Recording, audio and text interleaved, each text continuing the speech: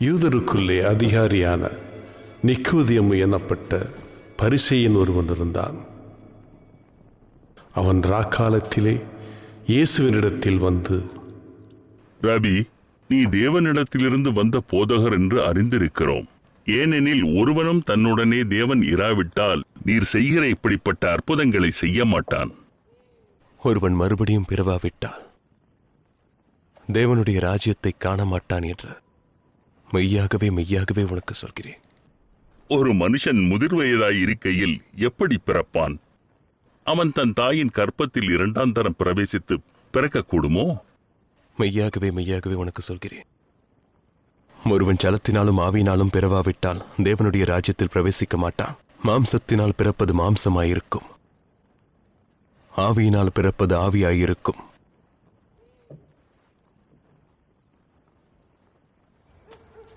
நீங்கள் மறுபடியும் பிறக்க வேண்டும் என்று நான் உனக்கு சொன்னதை குறித்து அதிசயப்பட வேண்டாம்.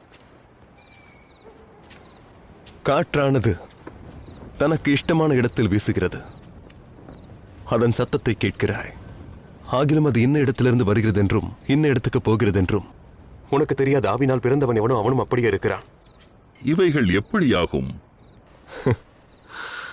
நீ இஸ்ரவேலில் போதகனாய் இருந்தும் இவைகளை அறியாமல் இருக்கிறாயா? மெய்யாகவே மெய்யாகவே நான் உனக்கு சொல்கிறேன், நாங்கள் அறிந்திருக்கிறதை சொல்லி நாங்கள் கண்டதை குறித்து சாட்சி கொடுக்கிறோம். நீங்களோ எங்கள் சாட்சியை ஏற்றுக்கொள்ளுகிறதில்லை. பூமிக்கு அடுத்த காரியங்களை நான் உங்களுக்கு சொல்லியும் நீங்கள் விசுவாசிக்கவில்லையே. பரம காரியங்களை உங்களுக்கு சொல்வேனானால் எப்படி விசுவாசிப்பீர்கள்? பரலோகத்திலிருந்து இறங்கினவரும் பரலோகத்தில் இருக்கிறவருமான மனுஷகுமாரனே அல்லாமல் பரலோகத்துக்கு ஏறினவன் ஒருவனும் இல்லை.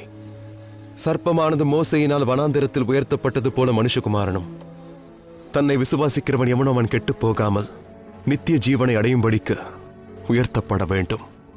தேவன் தம்முடைய ஒரே பேரான குமாரனை விசுவாசிக்கிறவன் எவனோ அவன் கெட்டு போகாமல் நித்திய ஜீவனை அடையும்படிக்கு அவரை தந்தருளி இவ்வளவாய் உலகத்தில் அன்பு கூர்ந்தார். உலகத்தை ஆக்கினைக்குள்ளாக தீர்க்கும்படி தேவனுடைய குமாரனை உலகத்தில் அனுப்பாமல் அவராலே உலகம் இரட்சிக்கப்படுவதற்காகவே அவரை அனுப்பினார். அவரை விசுவாசிக்கிறவன் ஆக்கினைக்குள்ளாக தீர்க்கப்படான். விசுவாசியாதவனோ தேவனுடைய ஒரே பேரான குமாரனுடைய நாமத்தில் விசுவாசம் உள்ளவனாய் இராதபடியினால் அவன் ஆக்கினை தீர்ப்புக்கு உட்பட்டாயிற்று. ஒளியான உலகத்திலே வந்திருந்தும் மனுஷனுடைய கிரியைகள் பொல்லாதவைகளாய் இருக்கிறபடியினால் அவர்கள் ஒளியை பார்க்கிலும் இருளை விரும்புகிறதே அந்த ஆக்கினை தீர்ப்புக்கு காரணமாயிருக்கிறது. பொல்லாங்கு செய்கிற எவனும் ஒளியை பகைக்கிறான், தன் கிரியைகள் கண்டிக்கப்படாதபடிக்கு ஒளியினிடத்தில் வராதிருக்கிறான். சத்தியத்தின்படி செய்கிறவனோ தன் கிரியைகள் தேவனுக்குள்ளாய் செய்யப்படுகிறது என்று வெளியாகும்படிக்கு ஒளியினிடத்தில் வருகிறான். இவைகளுக்கு பின்பு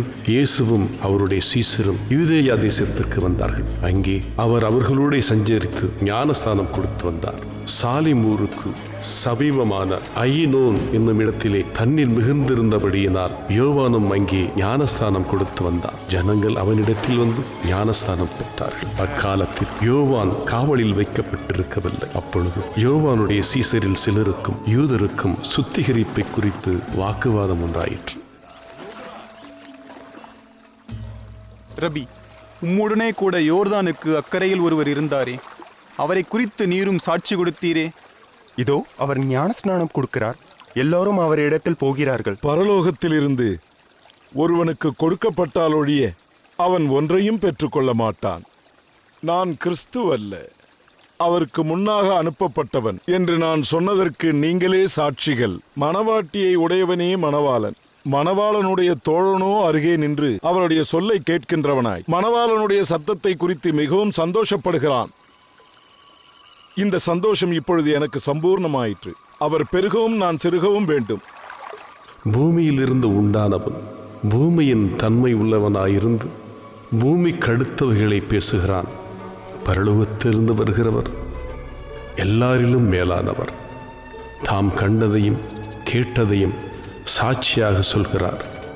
அவருடைய சாட்சி ஒருவனும் ஏற்றுக்கொள்ளுகிறதில்லை. அவருடைய சாட்சியை ஏற்றுக்கொள்ளுகிறவன் தேவன் சத்தியமுள்ளவர் என்று முத்திரை போட்டு நிச்சயப்படுத்துகிறான். தேவனால் அனுப்பப்பட்டவர் தேவருடைய வார்த்தைகளை பேசுகிறார். தேவன் அவருக்கு தமது ஆவியை அளவில்லாமல் கொடுத்திருக்கிறார். பிதாவானவர் குமாரனில் அன்பாயிருந்து எல்லாவற்றையும் அவர் கையில் ஒப்புக் கொடுத்திருக்கிறார்.